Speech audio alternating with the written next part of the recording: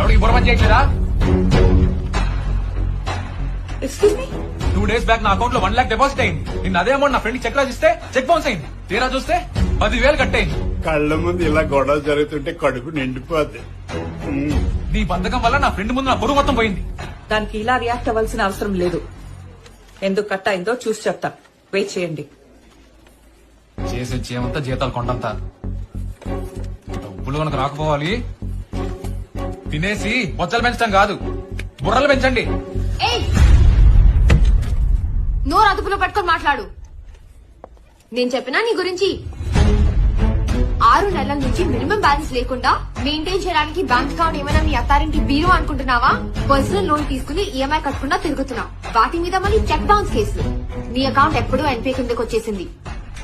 నవ్విచ్చి కానీ నీలాంటి వాళ్ళకి ఎన్పీ అంటే ఏం తెలుసు? Non performing assets. చెత్త బుట్టతో సమానం రా పిచ్చి మొహం. మరి ఆదగా ఇక్కడి నుంచి వెళ్లి మిగిలిన డబ్బులు డిపాజిట్ చేసుకుని కొత్త చెక్ ఇచ్చిపో. లేదు ఇక్కడే ఉంటా, ఇష్టం వచ్చినట్టు మాట్లాడతా, నీ నెత్తి మీద కూర్చుంటా అన్నావనుకో, షీ టీమ్ ని పిలిచి ఉమెన్ హెరాస్మెంట్ చేసినావని నిర్భయ కేసు పెడతా. తొబ్బే ఇక్కడి నుంచి.